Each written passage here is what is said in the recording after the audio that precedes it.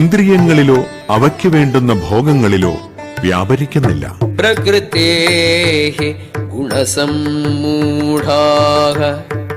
സജ്ജന്തി ഗുണകർമ്മസു താന കൃഷ്ണവിദോ മന്ദാൻ കൃഷ്ണവിൻ ന വിചാലയേത്. പ്രകൃതിയുടെ ത്രിഗുണങ്ങളാൽ മോഹിതരായി അജ്ഞാനികൾ ഭൗതിക കർമ്മങ്ങളിൽ വ്യാപൃതരാകുന്നു.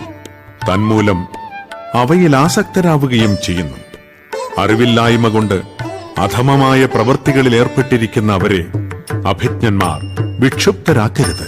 മയി സർവാണി കർമാണി സന്യസ്യാധ്യാത്മചേതസ നിരാശീഹി നിർമ്മമോ ഭൂത്വാ യുധ്യസ്വ വിഗതജ്വരഃ.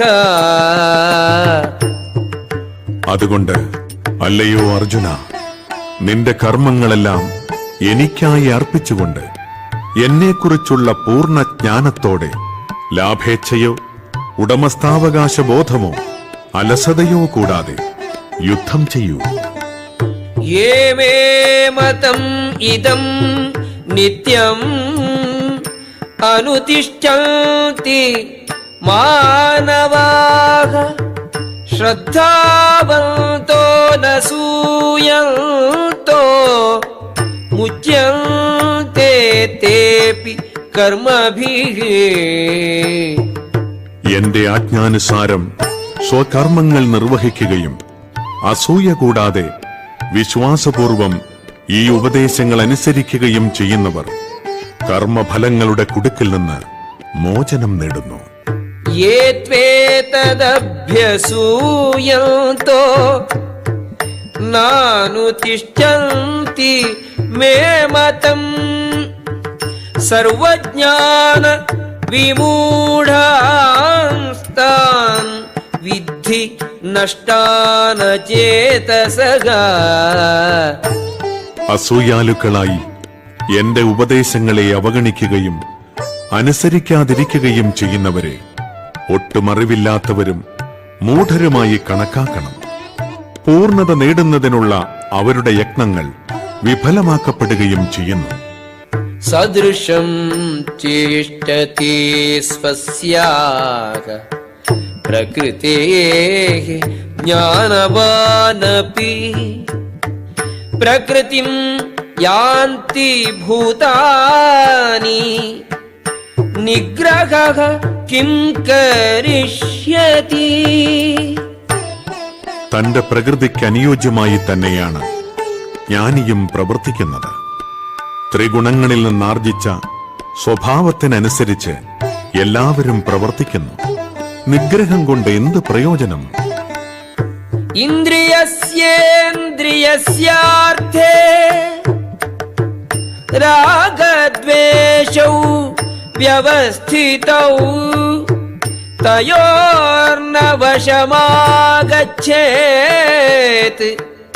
തൗ ഹ്യസ്യ പരിപന്ഥിനോ.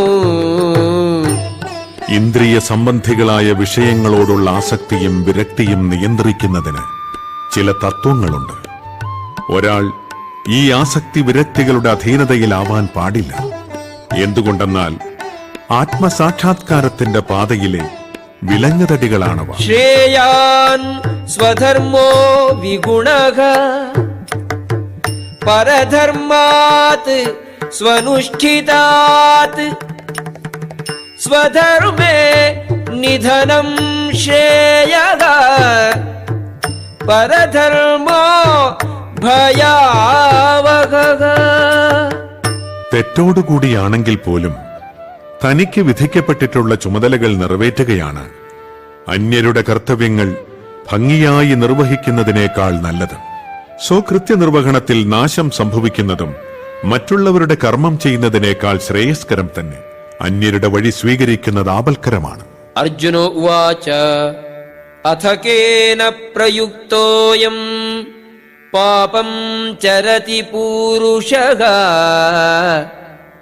അനിച്ഛന്നപി വാർഷ്ണേയ ബലാദിവ നിയോജിതഃ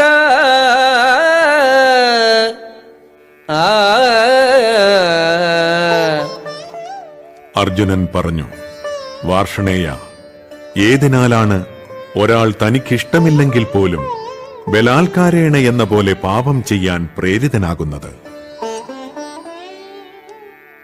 ശ്രീഭഗവാനുവാച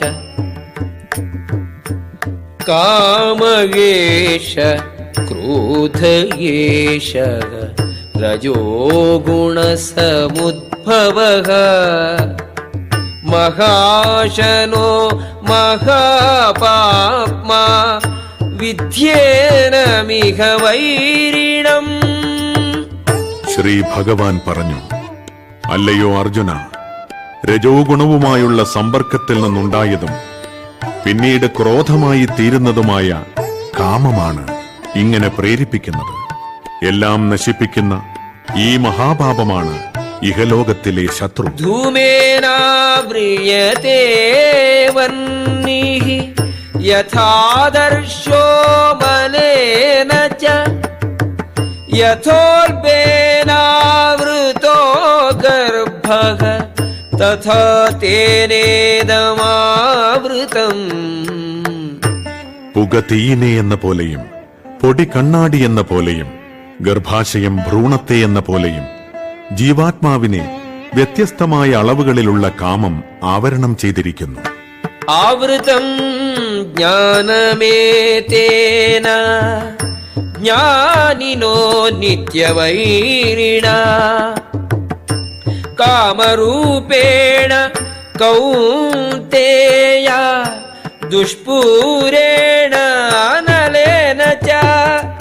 ഒരിക്കലും തൃപ്തിപ്പെടുത്താനാവാത്തതും തീ പോലെ ആളിക്കത്തുന്നതും തന്റെ നിത്യശത്രുവുമായ കാമത്താൽ വിവേകശാലികളായ ജീവാത്മാക്കളുടെ വിശുദ്ധമായ അവബോധം ആവരണം ചെയ്യപ്പെട്ടിരിക്കുന്നു. ഇന്ദ്രിയാണി മനോബുദ്ധിഃ അസ്യാധിഷ്ഠാനം ഉച്യത്തെ ഏതൈർ വിമോഹയത്യേഷഃ ജ്ഞാനമാവൃത്യ ദേഹിനം. ഇന്ദ്രിയങ്ങൾ, മനസ്സ്, ബുദ്ധി എന്നിവയാണ് കാമത്തിന്റെ ഇരിപ്പിടങ്ങൾ. അവയിൽ കൂടി കാമം യഥാർത്ഥ ജ്ഞാനത്തെ ആവരണം ചെയ്ത് ജീവസത്തയെ മോഹിപ്പിക്കുന്നു. തസ്മാത് ത്വമിന്ദ്രിയാണ്യാദൗ നിയമ്യ ഭരതർഷഭ പാപാനം പ്രജഹിഹ്യേനം ജ്ഞാനവിജ്ഞാനനാശനം. അതുകൊണ്ട് ഭരതർഷഭ, ആദ്യമായി തന്നെ ഇന്ദ്രിയങ്ങളെ നിയന്ത്രിച്ച് ഈ പാപമുദ്രയായ കാമത്തെ മുരടിപ്പിക്കുക. ജ്ഞാനത്തെയും ആത്മസാക്ഷാത്കാരത്തെയും ഇല്ലാതാക്കുന്ന ഈ കാമത്തെ നശിപ്പിക്കുക. ഇന്ദ്രിയാണി പരാണ്യാഹുഃ ഇന്ദ്രിയേഭ്യഃ പരം മനഃ മനസസ്തു പരാ ബുദ്ധിഃ യോ ബുദ്ധേഃ പരതസ്തു സഹ. ജഡപദാർത്ഥങ്ങളെക്കാൾ ഉത്കൃഷ്ടങ്ങളാണ് കർമ്മേന്ദ്രിയങ്ങൾ. മനസ്സ് ഇന്ദ്രിയങ്ങളെക്കാൾ ശ്രേഷ്ഠമാണ്. ബുദ്ധി മനസ്സിനെയും കടന്നു നിൽക്കുന്നു. ആത്മാവ് ബുദ്ധിയേക്കാൾ ഉന്നതനാണ്.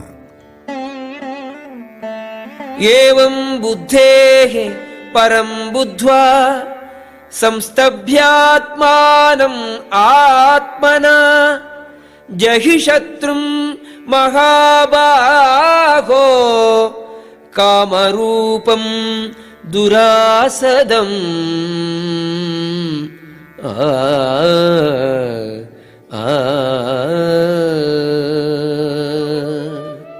മഹാബാഹോ, ഭൗതികങ്ങളായ ഇന്ദ്രിയങ്ങൾക്കും മനസ്സിനും ബുദ്ധിക്കും അതീതനാണ് താനെന്നറിഞ്ഞിട്ട് ദൃഢനിശ്ചയത്തോടെയുള്ള ആത്മീയ ബുദ്ധിയും ആത്മീയ ശക്തിയും കൊണ്ട് മനസ്സിനെ ഉറപ്പിച്ച് അദമ്യനായ കാമമെന്ന ശത്രുവിനെ കീഴടക്കുവിൻ.